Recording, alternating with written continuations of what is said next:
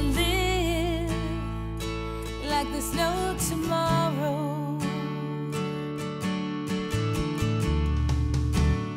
I wanna race to the Can You See How I See would not be possible without the support of our executive producer, Mr. Tom Rao, whose lifestyle and wisdom inspires us all. Well, welcome to another episode of Can You See How I See with myself, Keith Famey, and George Wurtzel.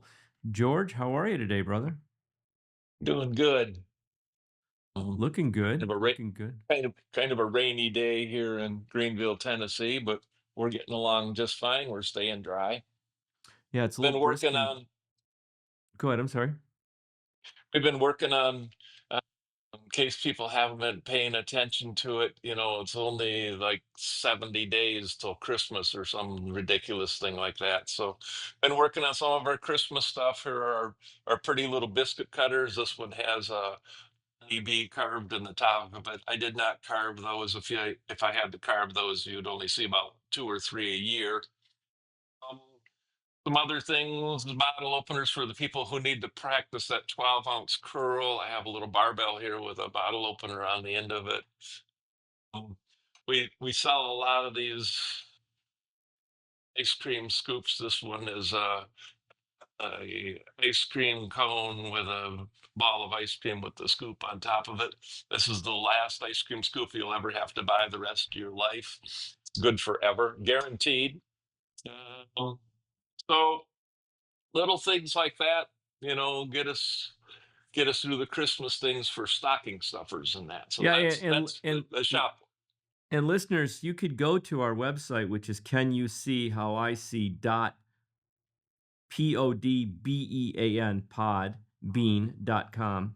And just click on George's Facebook page link there, and you could acquire some of these cool. I've got several of those things that he just showed you in my kitchen that he's made for me. The biscuit cutter is really cool. You can do biscuits, scones, hell, you can even do large raviolis with it. It's really a cool little wood cutter, that's for sure. Um, And Keith, George, what have you been up to? well, recently we just did this. We're working on Detroit City of Chefs 3, so we're up in Black Star Farms in northern Michigan and the Leelanau Peninsula, filming with like 14 or 16 different chefs doing this big harvest dinner that's going to air. The film should be ready by fall of next year. And it's a story about the significance of the relationship between a farmer and a chef that I think a lot of people don't realize how cool that relationship is between those two individuals, and what the farmers bring. I mean, I think farmers just don't get their due. They do so much for so little, and they're so passionate about what they grow for us. And Michigan it's an agricultural community, like one of the leading agricultural communities in the entire country, which is really powerful. So we're excited about that story. So, hey, George, how do you decide what you feel is one of your best creations? Like what would you say one of your best creations that you're most proud of that you think back now in your long career, and why? One of the things that I did that was pretty significant to me, I designed a triangular shaped wooden box for veterans internment flags. And I did this back in the mid 80s.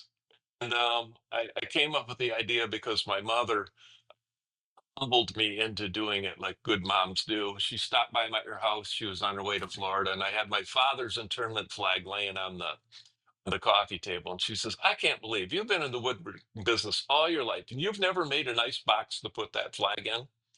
So the very next morning, I got up really, really early, probably at about 4 o'clock in the morning, went out to my shop and I worked around at it. And by the time she stopped back at the house to eat lunch with us the next day, I had a triangular shaped wooden box sitting on the table that I had made to put my father's internment flag in it. Like 2 days later, neighbor stops and has his brother-in-law with him, and they sit down to have a cold beverage with me, and the guy looks over at it and he says, "Is that a box for an internment flag?" And I said, "Yeah, it is." I said, "I just built it. My mom made me do it, so I did it." And he goes, "My brother owns a funeral home, and he just asked me if he knew somebody that could build some wooden boxes, presentation boxes for internment flags. They had some remains coming back from some Vietnam vets that had been missing in action for, who knows how many years. They wanted to do a special presentation with them, and they were looking for someone to make the boxes. So he says, "Do you want to sell those?" And I said, "Yeah, I'll make those." So we jumped in the car and we went up to his friend's funeral home, and we walked in the front door, and I hadn't even sat down yet, and the guy says, "I want 6 of them." And I says, "You don't even know how much they are." He says, "It doesn't matter how much they are." He says, "I want 6 of them. How soon can I have them?" So I built those for him, and I built some others, and I did a little research, and I figured out that there was going to be several million people who were going to pass away who had been in World War II in the next, 7 to 10 years. And excuse me, that makes a pretty big market. So I started making flag boxes and started marketing them. I had about 2,500 accounts up and running uh, on my flag cases too. And I landed a U.S. Army contract for flag cases and an Air Force contract. I didn't have enough money to produce the contracts. So looking for an investor. And I couldn't found a guy who wanted to invest, said he was going to invest, got right down to the wire, ready to sign the papers. Says, "I decided I don't want to invest, but I'll buy your company from you." So he bought my flat case company from me, and I'm happy to say I did have a design copyright on the box, and it sold over 1 million units. I'm really proud of that. It's a really neat thing that a lot of people got a lot of comfort out of. There's a lot of flags around the country who are in nice display boxes because of my crazy idea that was made me do by my mom. What an amazing way to honor a loved one who served, who's put on the uniform for this country. Um, and we're going to show the audience those some images of those boxes because that what a brilliant idea, George, and what a legacy that's left. I mean, wow, powerful for sure. Well, our guest today, George, his name is Robert Schefman, and I met Robert years ago when I was running my restaurant Les Auteurs in Royal Oak. And I don't know if you remember, if I already told you this, but I used to have this what we called the Crayon Vault, and the Crayon Vault sat when you first walked in the door. It held um, 250 64 color boxes of Crayola crayons with a little plaque for a name from every individual that owned the box. And we kept their crayons sharp because we had paper on the table. And people would come in and get their box of crayons brought over to them. And then they would start, they would draw on the table. They'd just leave drawings on the table. And I have this beautiful collection of drawings. But Robert would come in with his wife, Christina. And I didn't know who Robert was until I met him, but he would leave these most incredible drawings with a crayon that was, it's hard to explain how detailed they were. And they're always somehow in some life events.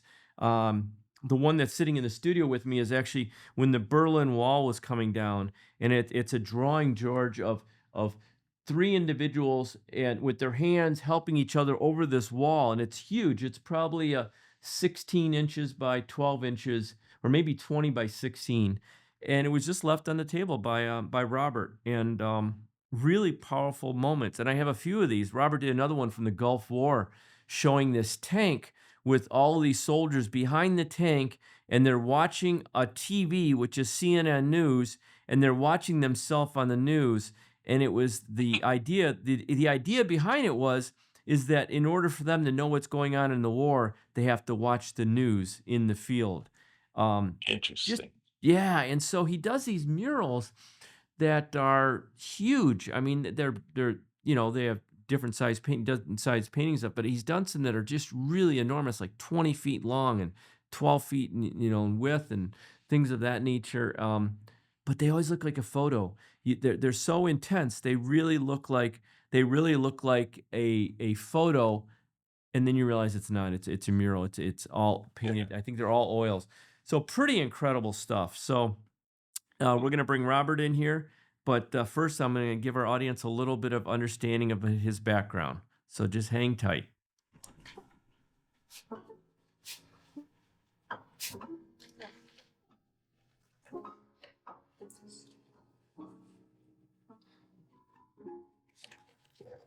We were always looking for the best food that was out here, always the most creative stuff, the chefs who were doing something new, something different, but also using the restaurants again as the living room.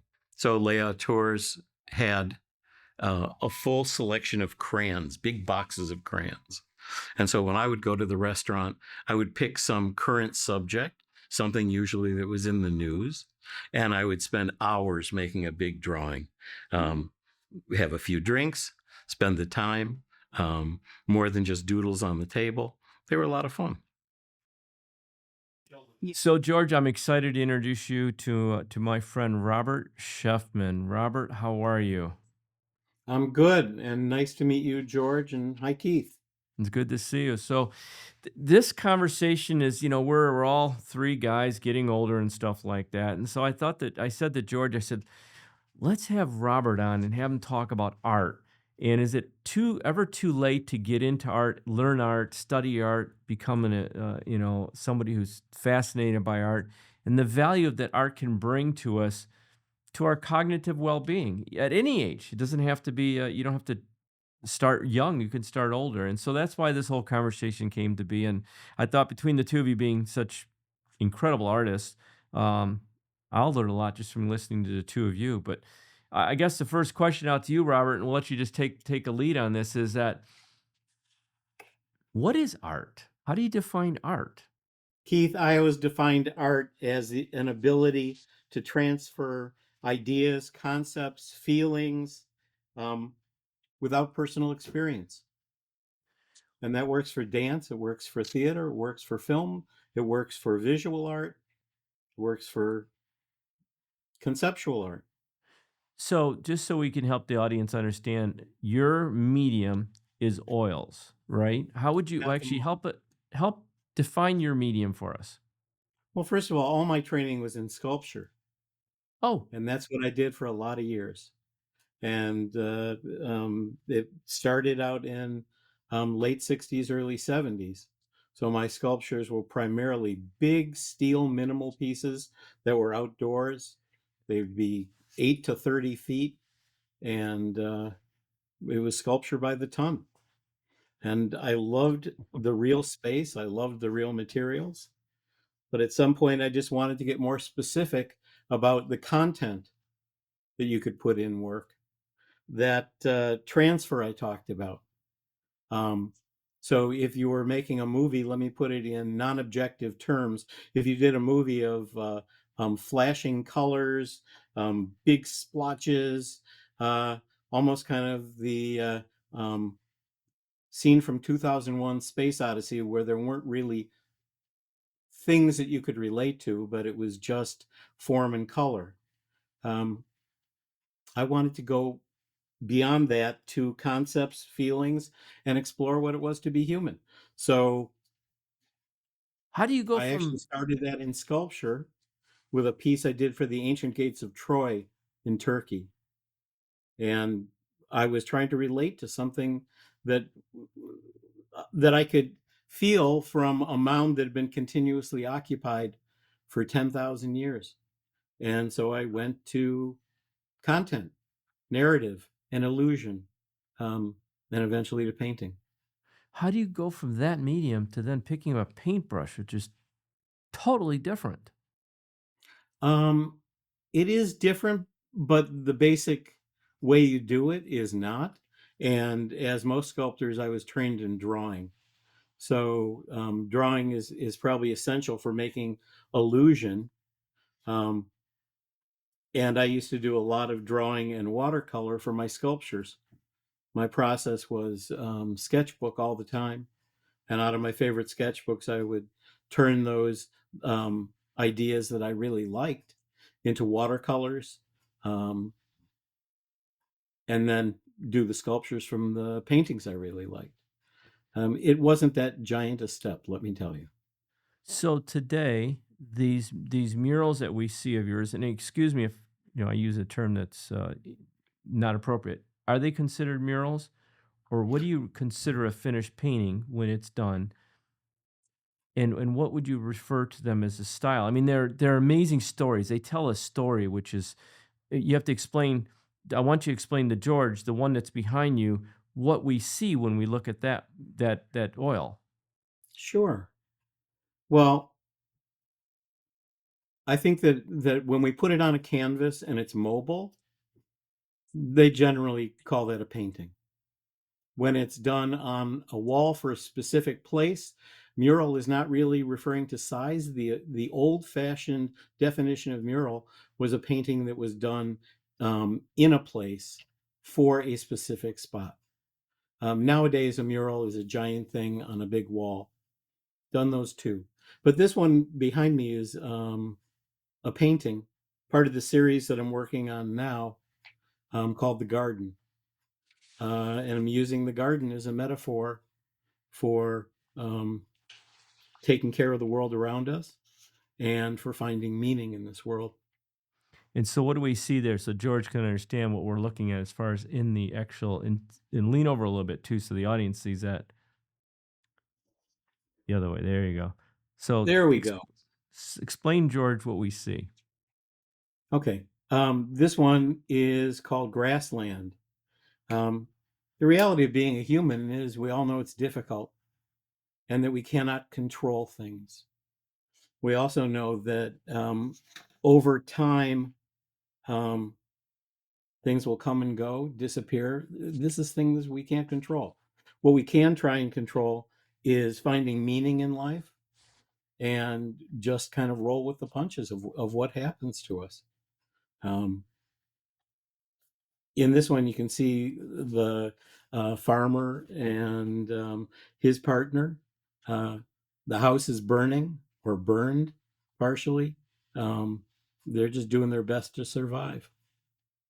And it's interesting. So the farmer who is black, his wife or his companion is white, and on the farmer's hands are bandages which are wrapped, and he's holding what looks like a enormous sickle that he would use to cutting down hay or things in the field. Correct? And Yeah, she's on yeah. the ground, kind of just looking like the two of them are just done. The day is just they can't take any more of this And day. you got it pretty much. That's pretty much what's going on. The And he's house is barefoot. already the house is already burned, and you're seeing the end of the burn. The walls have come down. They've basically done their best. Is But this a as a metaphor human of being, society? yeah, your best is not always good enough, but it's always something that must continue. So as we look at maintaining the world around us, and that's our personal world as well as the land and water and everything else around us, um, it is a never-ending struggle. Yeah. Camus talked about Sisyphus, and he asked, "Is it possible that Sisyphus could have been happy?" Why? Because he wanted to talk about meaning. Could Sisyphus find meaning in his life that had been where he was made just to push a rock up a hill every day and it came down every night, only to go back and push the rock up the hill the next day, and on and on and on forever? That is human existence. But you got George? to keep pushing the rock. I mean, you know, you just can't stop things from happening. I'm pretty well convinced that the insects are going to take over the world at some point in time, and we will totally be gone. Because there's a lot more of them than there is of us. Absolutely. And let's face it, the cockroaches were here long before us, and they will be here long after us.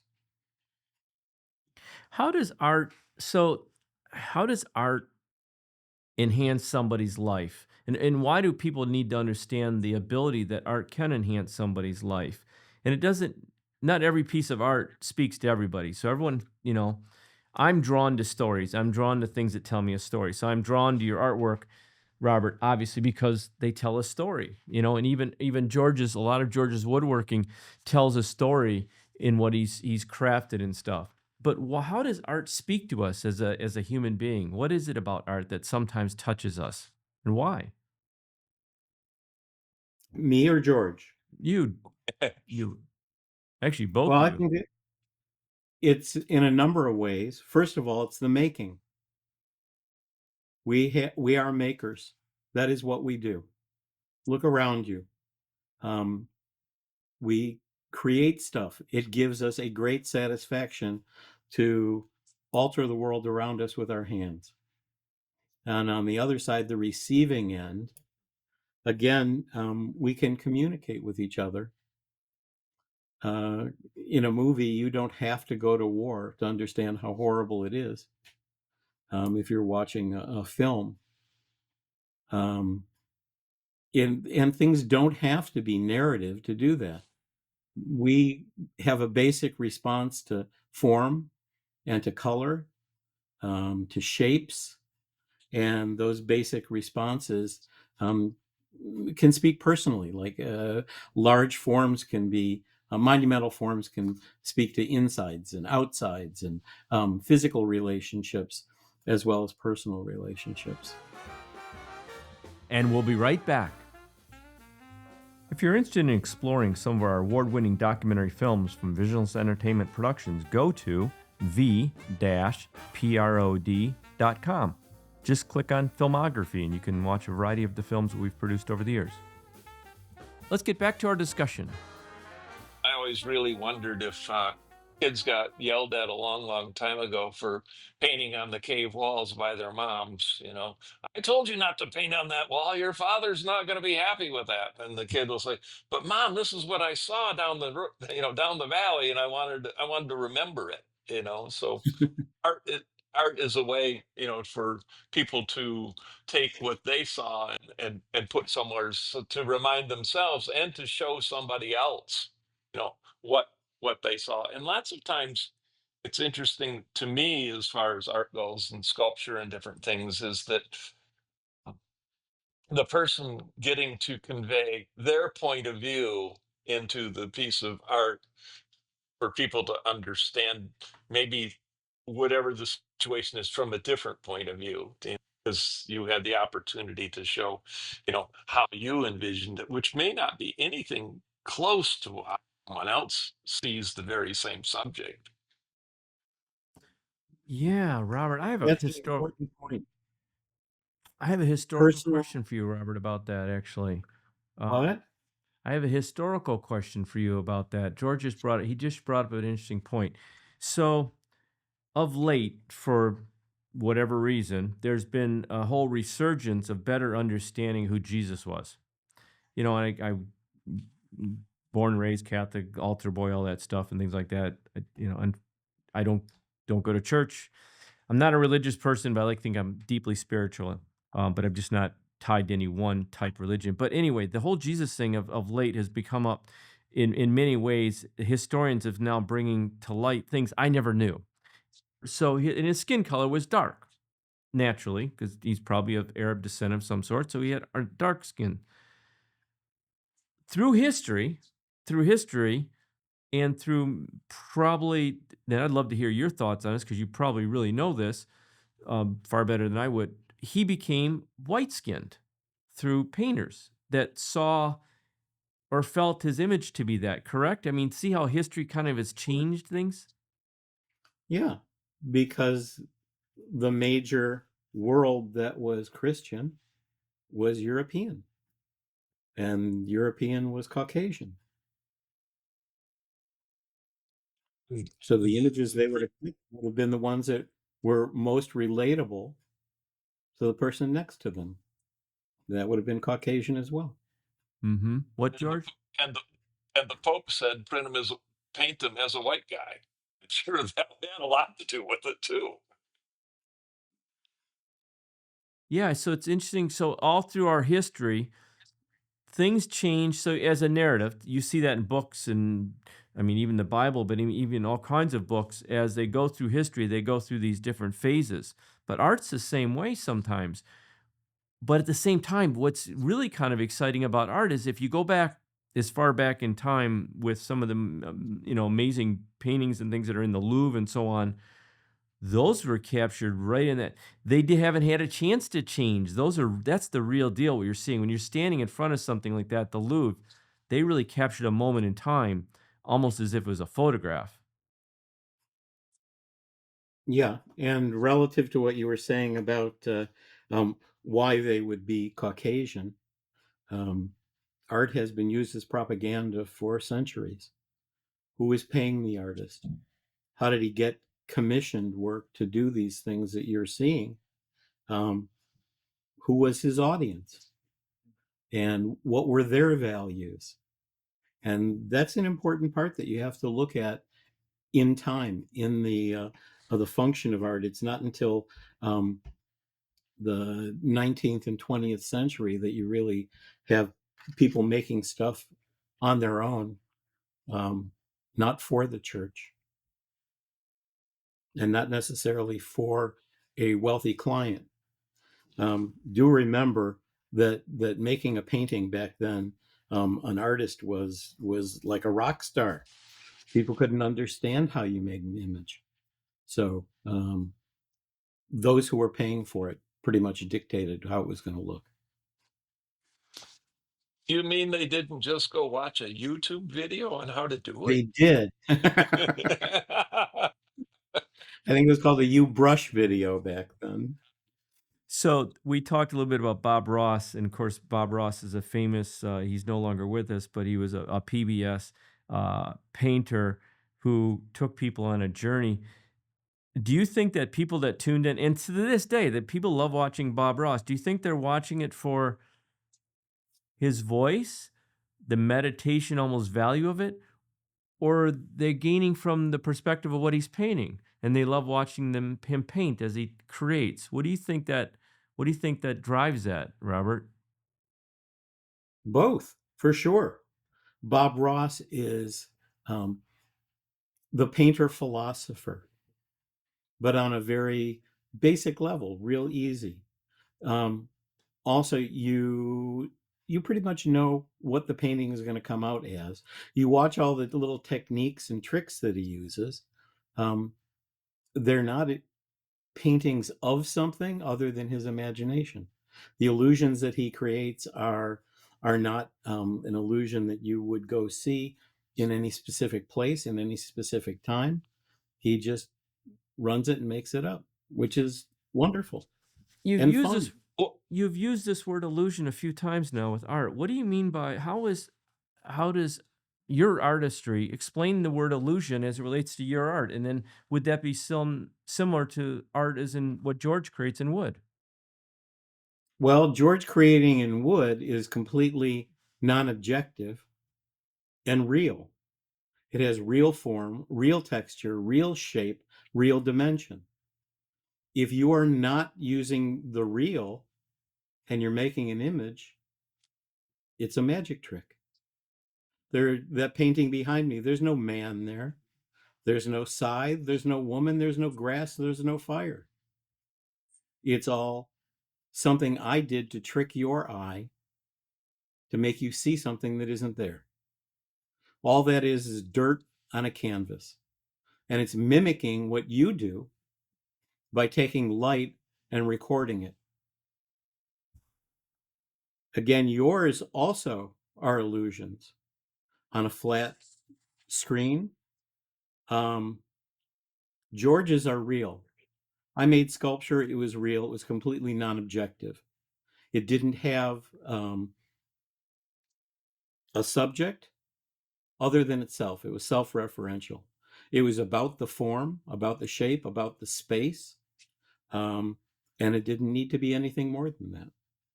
The option was always there for me to try and do something more, and that's where the direction that I went. But it is an illusion. It's a magic trick. I want to back up to Bob Ross just for one little quick second is the fact that one of the things I think he was really good at doing that I admired in what he did is that he showed, Mrs. Smith, that she could paint something too. And going back to what you said earlier about, when people painted a long time ago, they were like rock stars. No one else knew how to do what they did. And, he brought it right down to the kitchen table level for, where you could sit at your kitchen table, and if you followed him through, what he was doing step by step, you could create something yourself that you did that you could then be proud of, that you made from, your own hand. Absolutely. Is it too late to learn to do? You're in your 60s now, you're retired, you're whatever, or you're semi-retired, however you're in that last phase of your chapter of our life, or you're in the, extra innings, if you will, of life. Um, is it too late to learn art? And No. is it has to have some cognitive value, right? Yeah, both the making and the product.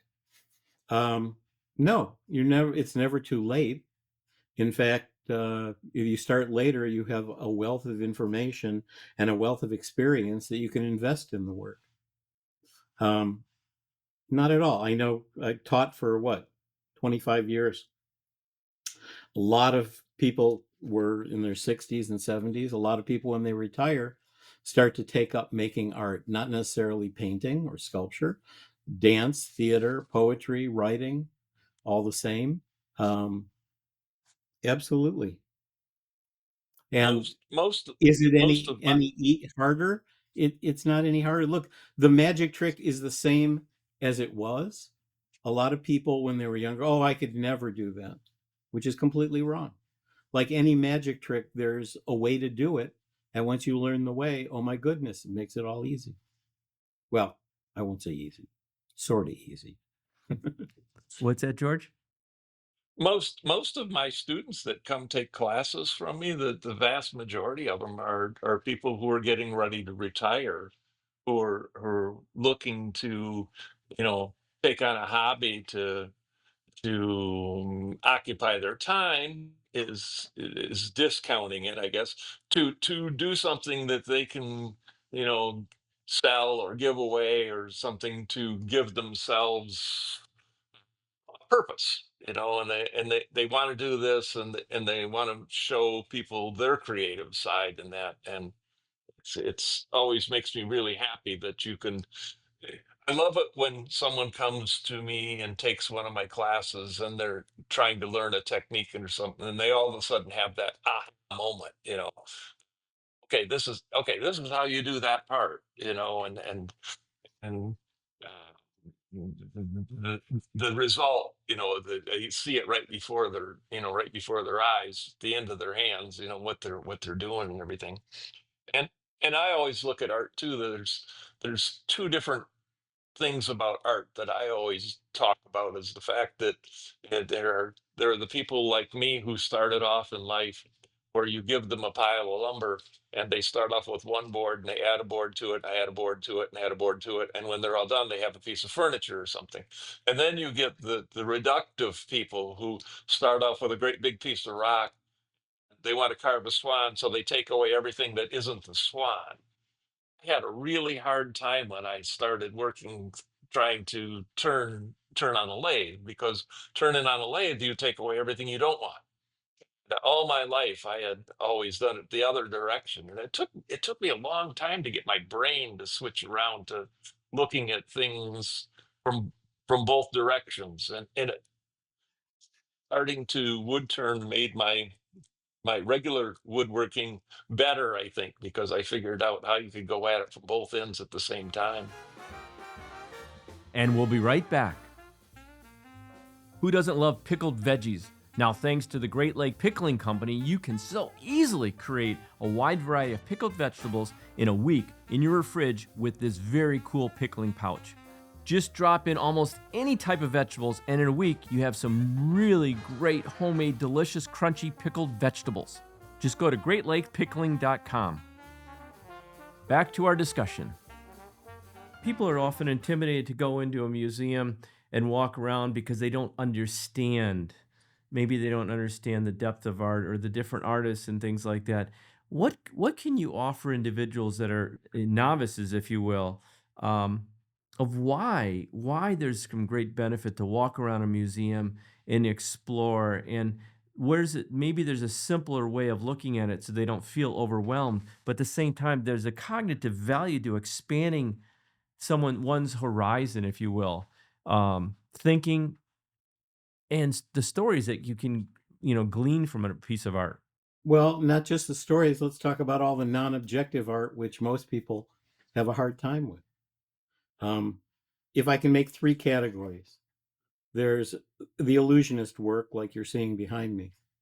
There's something called abstraction, where you take an idea and you twist it, manipulate it, distort it, do something to it to take it to another place.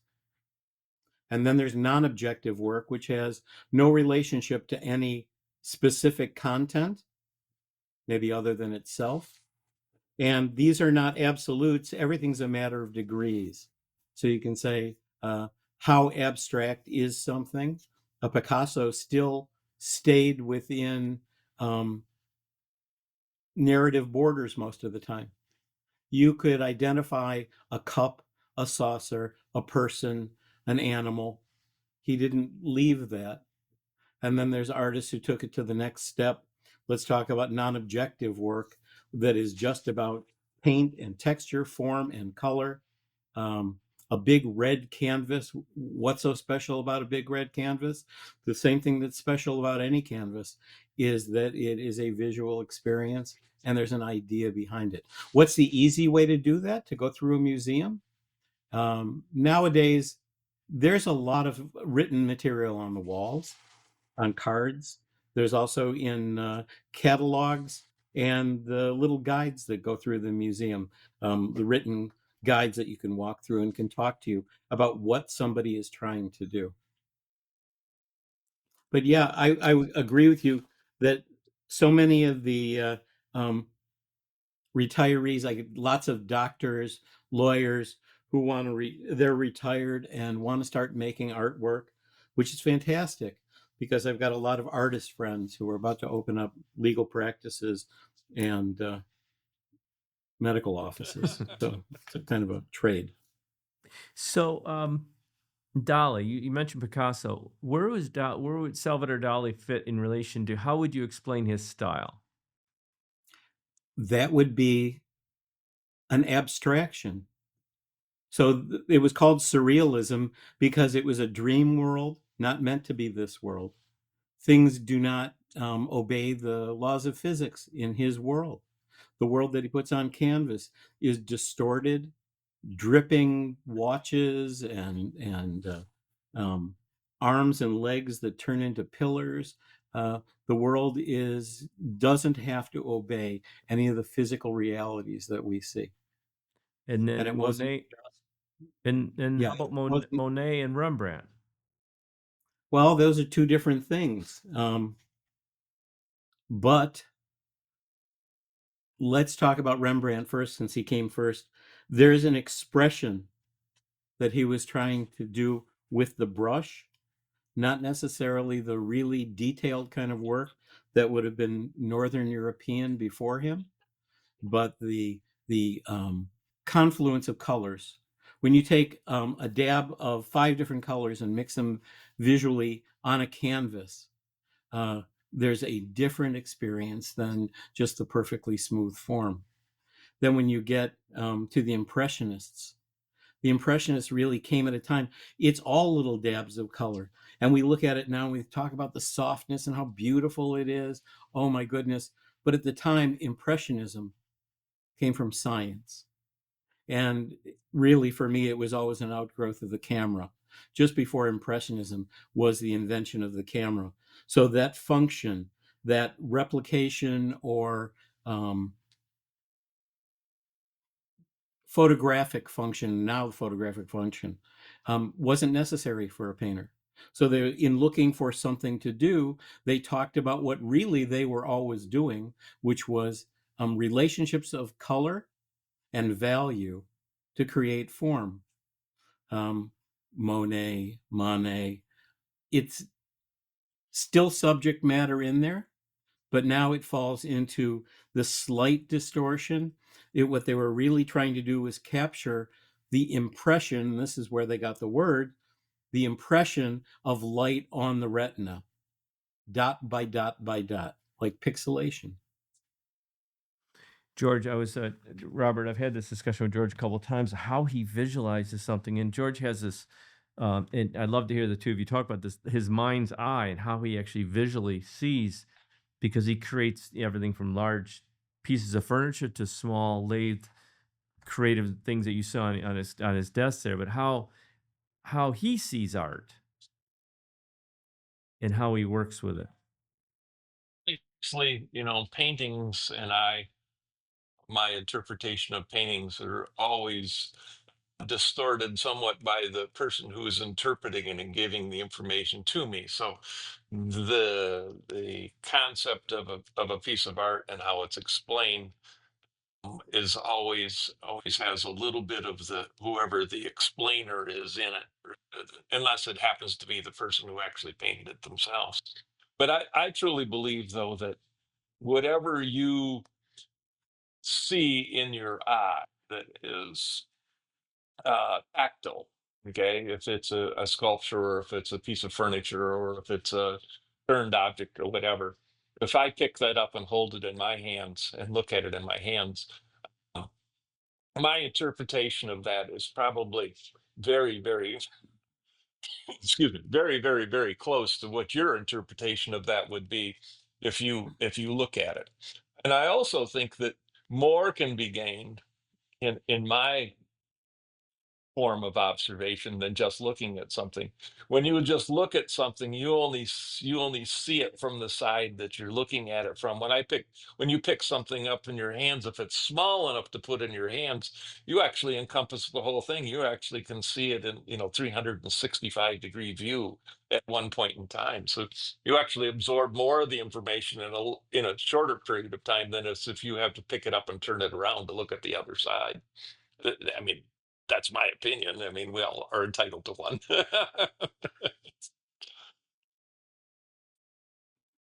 Having been trained in sculpture, I would agree with you. It's the main function when we talk about sculpture. There is no front, there is no back, Yeah, unless it's a relief that you're doing. There's no front, there's no back, and if you don't accomplish this, it's not as much fun. The sculpture yeah. is not as accomplished because you want the viewer, like picking up yours and feeling all the way around top and bottom.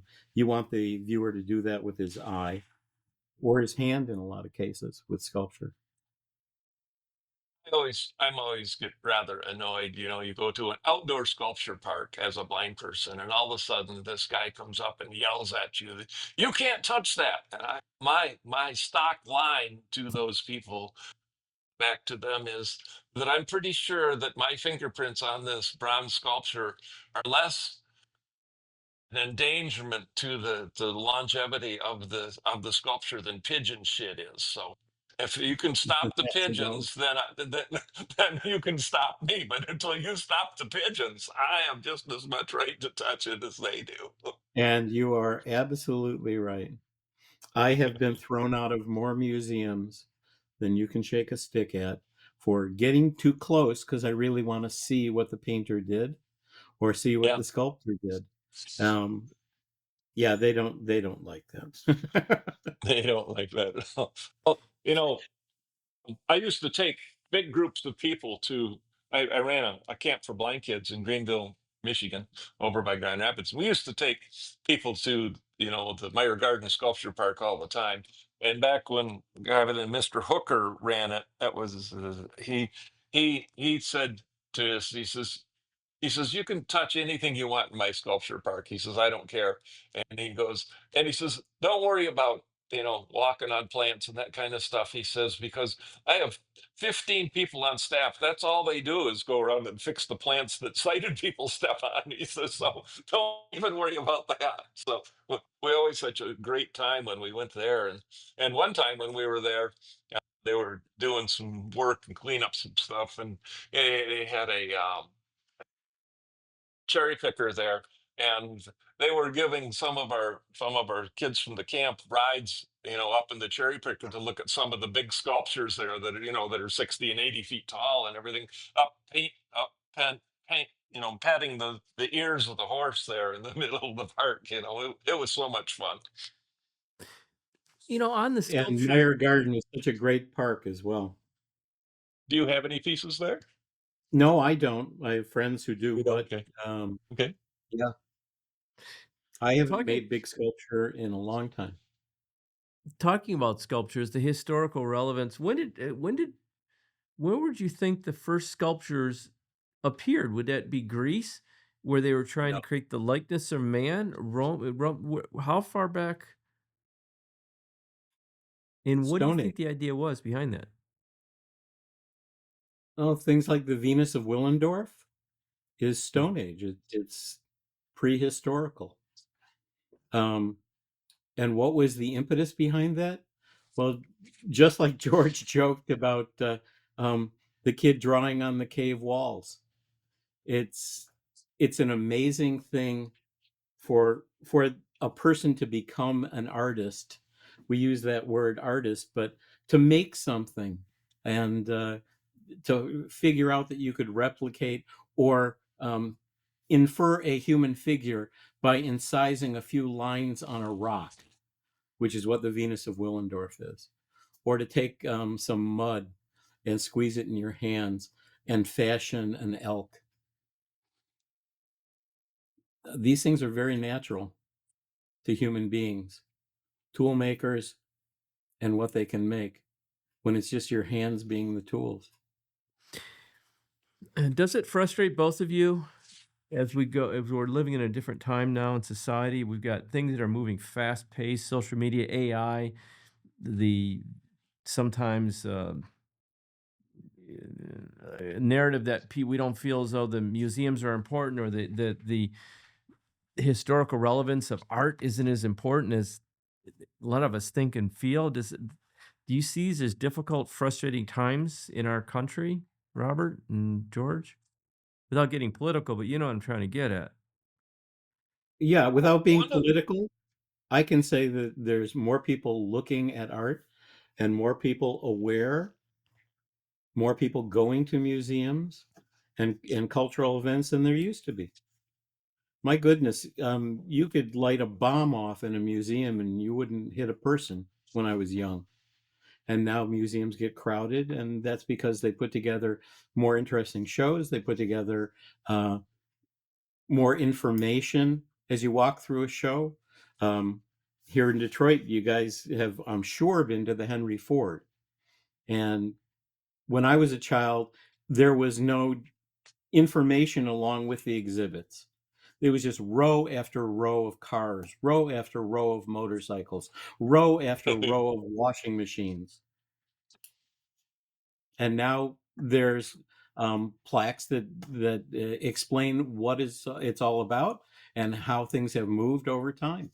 No, I think that it really is out there, and please don't discount what's on the web in these 1 minute videos, which are either hilarious or politically astute.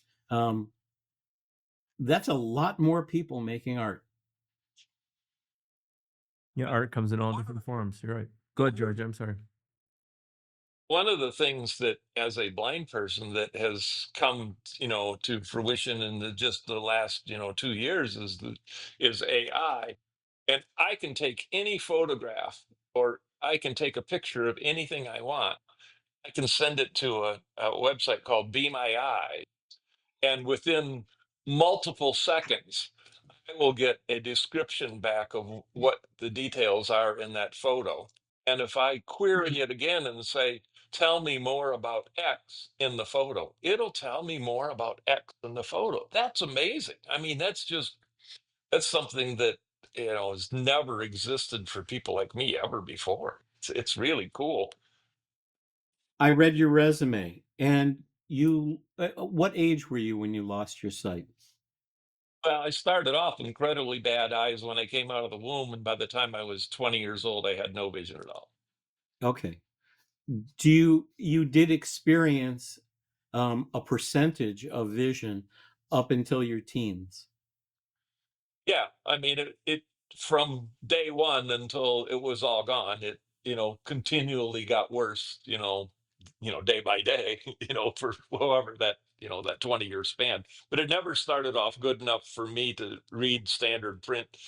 I don't even think I ever saw well enough really to recognize people the way that, quote unquote real sighted people recognize people. You learn your brain is really, really wonderful. It'll fill in all the little cracks. If pieces are missing, it'll throw some in there to give you clues as to who people are. How much of recognition when I was a teenager of people was just their stature, how much was, their smell, how much was their how they talk. I mean, there all these little tiny things, put them all together and you get a person out of it. Maybe not detailed, but to the point of your teenage years, were you able to discern form, space, and color? I've always been able to determine, let's say, form and space, because those are all things that you can ingest tactilely, okay? Unless you're, looking at the Grand Canyon, then you can't. But I mean, if they were, you know, in a way that you could touch them. um, And and it's interesting, can you have he's passed away now. I had a deaf blind friend who was a really, really good machinist, and his hobby was making scale models of different things, cars, automobiles, airplanes, or whatever. And you would think a person who is deafblind who would just walk around something uh, as big as an airplane and touch it from all the different angles that they could get to it, how would they get a full picture of it? He'd go back and make a model of that was really, really close to what the real thing was. I mean, purely from tactile. I mean, because back then the ability to communicate with deaf-blind people was much poorer than it is today. Today, all my deaf-blind friends all have, Braille note takers. I can communicate with them really well. I just text up, write or text to what I want them. The machine converts it into Braille and they can read it. Um, it always has. It's never been that easy before. It's just a fascinating thing. As I'm losing my vision, what it was when I was younger, um, it just the ability to communicate gets um, not more difficult, just different, Does it and scare you you? just have to depend on different things. Robert, does that scare you? Thought of you losing your No, vision? um, no, it doesn't scare me. I had my vision is still pretty much there. I would like to keep it as long as I can to do what I do, but I've thought about it, and um, if it goes, then I go back to sculpture. I really had difficulty about a year and a half ago or so because I'm going deaf. And I really struggled with it a year and a half ago or so, and lately, just in the last 6 to 9 months, I guess I have just come to terms with it. Is the fact that I can't change it. So therefore, if I want to continue to do what I do in the world, I have to learn to modify how I approach the world. I have to modify how I'm going to communicate with people. And because of the fact that we're blessed with modern technology, at some point in time I'll go to a cochlear implant, which will give me back some kind of hearing, as my hearing goes away. But they won't do that to you until you actually lose all the hearing, in 1 year at least. But you can't have one ear working in cochlear implant and the other ear not, because it's gives you two different kinds of sound. So it's one of those catch you can, catch you can't. Robert, how do you if I guess the first question is, are you scared of dying, and how do you want to be remembered? No, not scared of dying. Why? And well, the reality is it's a temporary time on Earth. You started off as chemical, and for a very short time, that chemistry becomes biological. And you look at time, we're just a little blip. You go back to being chemical. The miracle is that it happened at all, and that it happens for as long as it does, because we are very fragile creatures. The tiniest little cut can let in something that can devastate you and take you down in a week. We all know that. Enjoy the time that you got. That's what Camus was saying with the book that he wrote on Sisyphus. How do you find meaning in life? You find meaning in the tiniest little things that exist, in the tiniest little things in your life, like sanding, George. It's if you can find that activity to be something that you can find meaning in, then you can find meaning in your life. Am I worried about the end? No, I'm not. My experience, I actually worked in a hospital when I was in high school doing autopsies. My experience of the body alive and the body dead are different than I guess most people's. But it is a very fragile, very precious thing. That's what I learned up close and very real. Yeah, we all have a sense of forgetting the value and the importance. And as you get older, boy, we start to pay more attention to it, is time. And we all, three of us, obviously know there's more time behind us than there is in front of us. And as human beings, we often take time for granted until it's too late or something happens or some form of Let's comorbidity. look at the reality of time and your life and how you want to be remembered. And unless you are super famous and it carries on, about 150 years is all you get. And I have a friend, within generations, you are forgotten. Gosh, I saw a wonderful show on PBS where they're interviewing Michael Douglas, and they gave him his whole genetic past, the whole 9 yards, the history of his family. And part of the family history was the fact that his mother's great, great, great, great grandfather has a statue, a bronze statue in Boston of him as he was a hero during the Revolutionary War. Did Michael know that? No, the family has totally forgotten it. And as most of us, our time here is short. And within 150 years, I mean, how many of us know our great, great, great grandparents, where they came from, what they did, who they were? I can go back as far as a well-known great, great, great, great relative. That's about it. I can go as far back as my great grandmother. But yeah, those things disappear quickly. What a Again, the wonderful cockroaches are perspective. coming back. So Yeah, a wonderful perspective on time. George, I bet your insight's very similar to that. But you made some really great, gosh, 150 years. That's scary, isn't Yeah. If you want to be remembered, make a bronze sculpture. That's at least going to give you about 1,000 years. it? unless they melt it down for swords, There you go. Yeah. which the Romans did for the Greek work. So humanity in general, we kind of at times are so full of ourselves, don't realize the value and the fragility, if you will, of time in our own lives. And so often it's too late. I wish I coulda, woulda, or woulda, coulda, woulda. However you do that, you're sitting in your four walls in a bed, taking your last breath, and my God, what did I do with my life?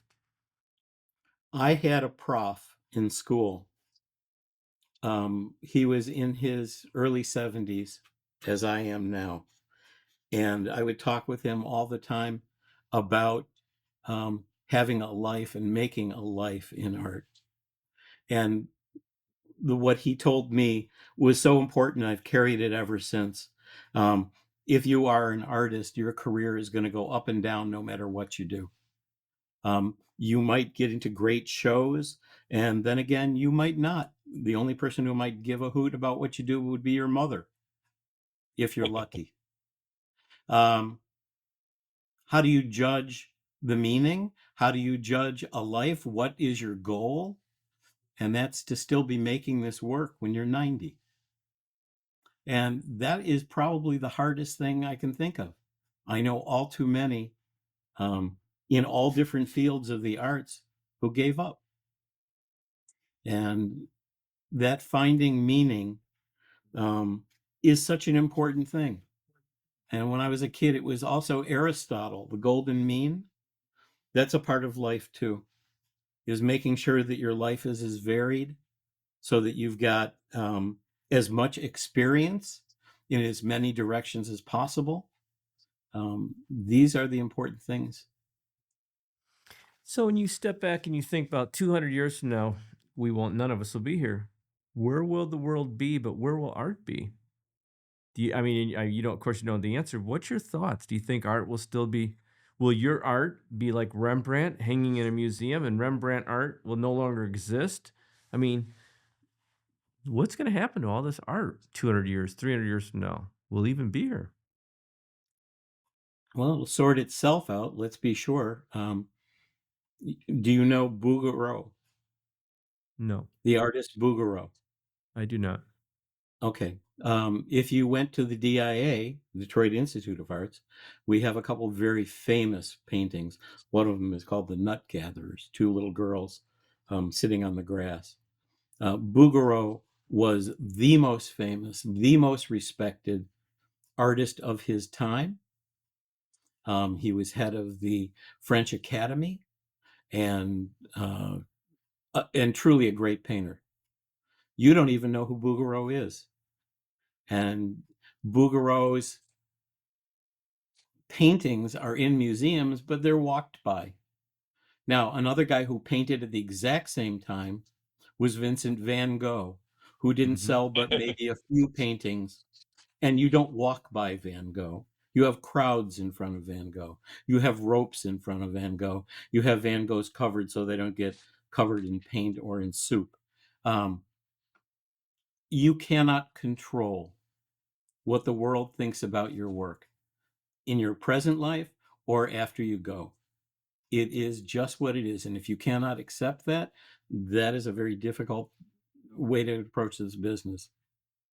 You cannot control what people think. All you can control is things to the end of your fingertips. Beyond that, it is not in your control. And you must accept that. Well, I don't know. I don't know how to come back from that one. That's such a profound observation of life and our work as artists. And my medium is documentary film storytelling, and George's woodworking, and yours is paint and sculpture. So, thank you for that, Robert. In a You know, way, you that's can, kind of give you a sense of ease. It actually there's something to be said about the way you just articulated that you almost can sit back and say, "Yeah, I'm happy doing what I'm doing, and I'm excited to create this. But you know what? This time will pass. This will pass too. So it's not the end all." you talked about getting older and finding meaning. And I got to be going back to the fact that the meaning is for me, the artist. I do it for me primarily.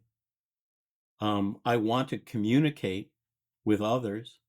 I want work. I don't want to go in a closet and just make all these things and then burn the closet down, because that doesn't fulfill the mandate of what art is, the ability to communicate to another person, whether it's touch or whether it's visual or writing, doesn't matter. It's all the same.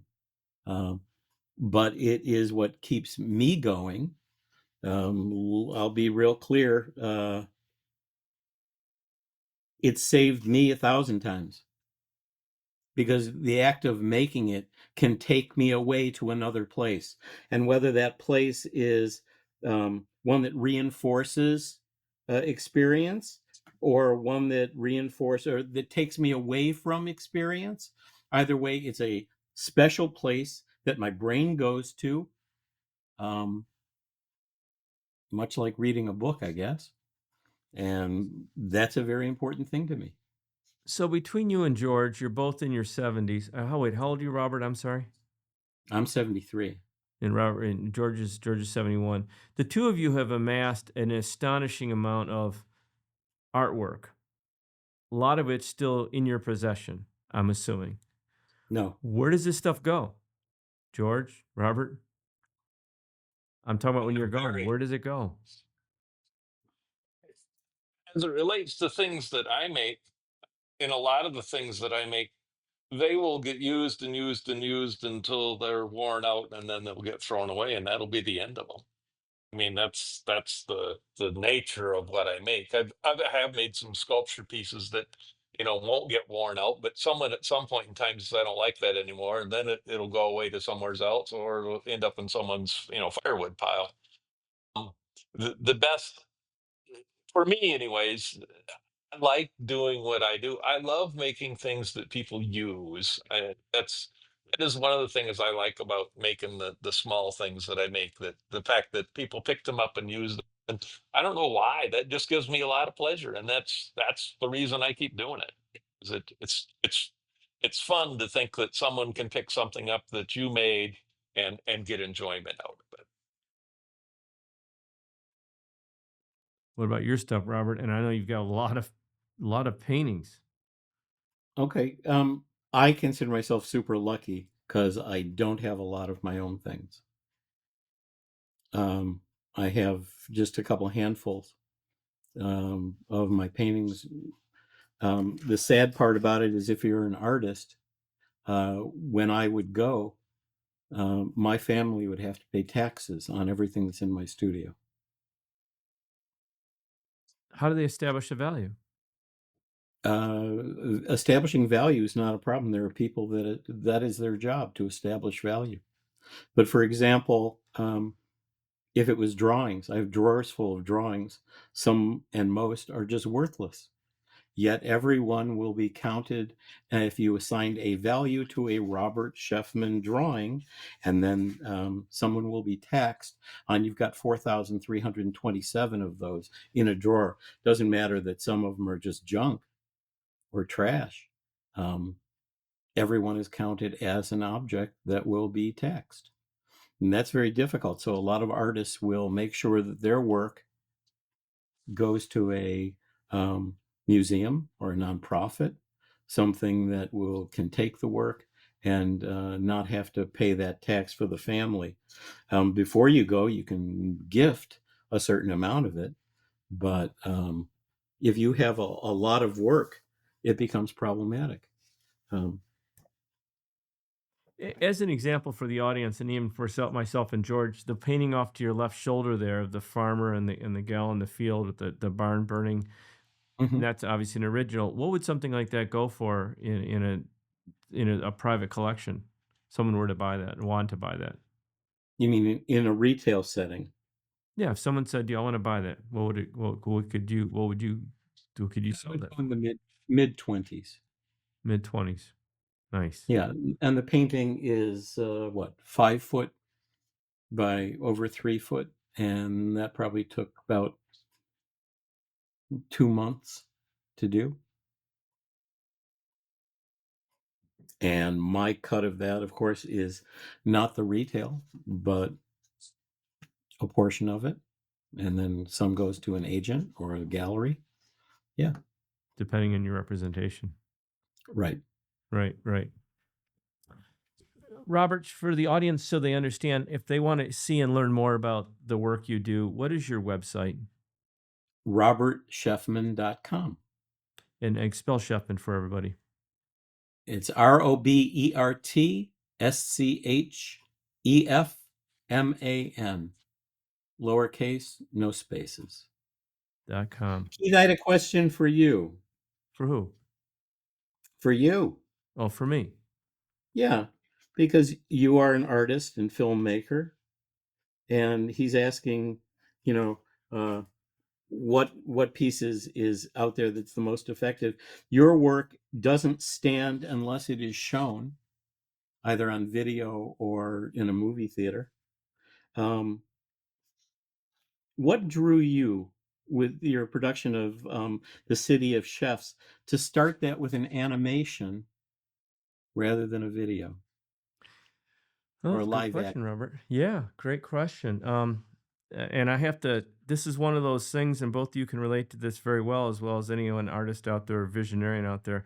I had this vision for this, and it all stemmed from during a holiday season, during Christmas at home. My one daughter was playing with, and she's she's in her late 30s. She was playing at little pieces of clay, and she took little pieces of clay and she molded them all into the family. So we had these little tiny pieces of clay that Sally created laying on a kitchen table, and it looked like all of us, our images. It was so cute. I loved them. And I set in my office. They still sit in my office behind my desk.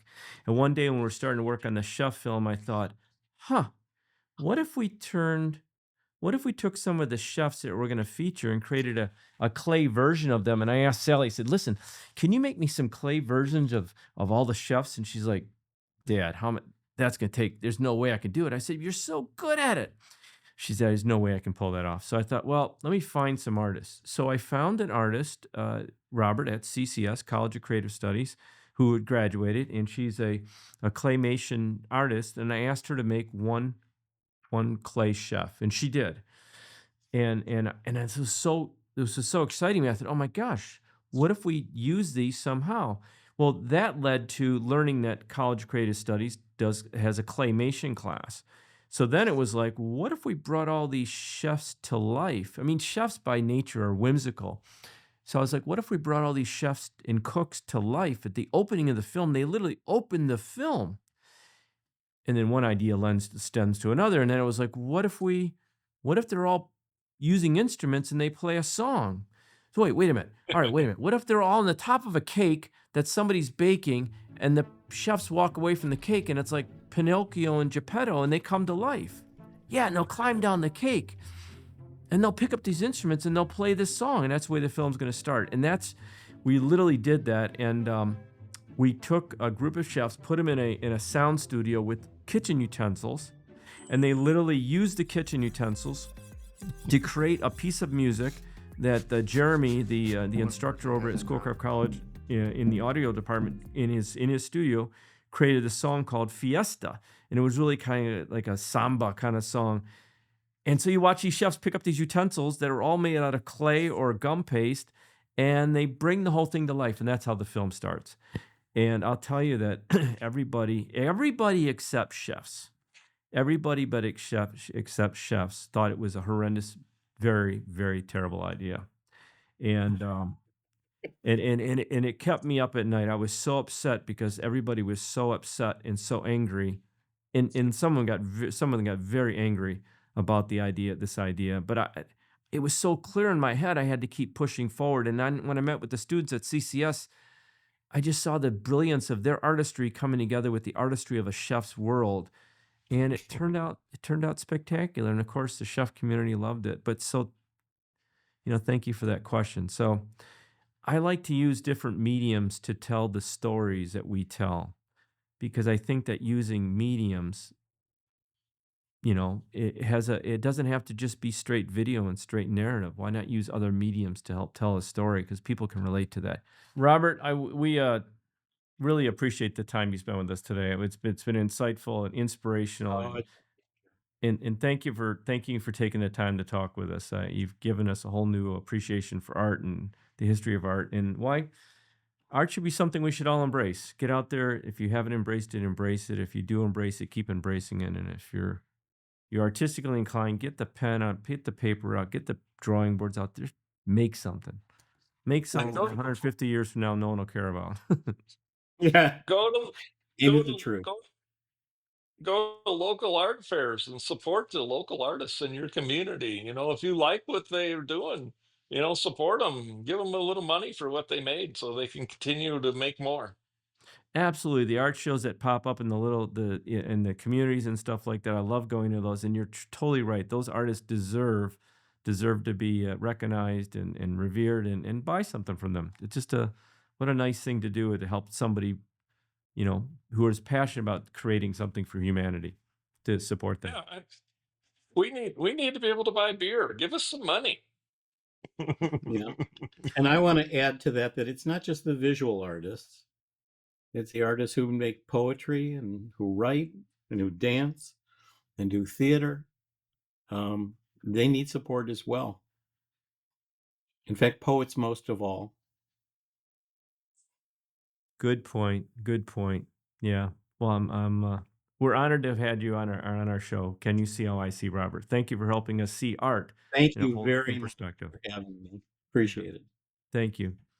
See you later, George. Robert, you have say hi to Chrissy for me, please. I will. Nice to meet you, George. Nice to meet you. Next time I'm in Detroit, I'll have to come find you.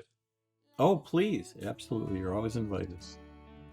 Never forget, how you live your life today will determine how you age tomorrow.